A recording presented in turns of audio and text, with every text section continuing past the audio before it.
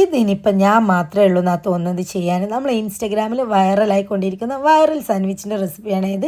ഞാൻ കുറച്ച് ചിക്കൻ എടുത്തിട്ടുണ്ട്, എല്ലില്ലാത്ത ചിക്കനാണ്. അത് ഇത്തിരി ഉപ്പും മഞ്ഞൾപ്പൊടിയും ചേർത്ത് നല്ലോണം തിരുമ്മി എടുത്തിട്ടുണ്ട്. 2 എഗ്ഗും ഒരു 2 വറ്റൽമുളകും 2 കാശ്മീരി മുളകും ഒരു 5 വെളുത്തുള്ളിൻ്റെ അല്ലിയാണ് എടുത്തത്.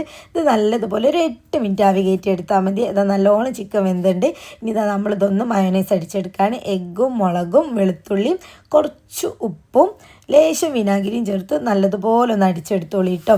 ഇനി നമ്മൾ ഇതിലേക്കുള്ള ഫില്ലിങ് തയ്യാറാക്കണം. നമ്മൾ ചിക്കൻ ഒന്ന് ക്രഷ് ചെയ്തെടുക്കുക. പിന്നെ കുറച്ച് ക്യാരറ്റും ഒനിയനും കേബേജാണ് ഞാൻ വെജിറ്റബിളായി ചേർത്ത് കൊടുക്കുന്നത്. നിങ്ങൾക്ക് ഇഷ്ടമുള്ള വെജിറ്റബിളൊക്കെ ചേർത്ത് കൊടുക്കുക കേട്ടോ.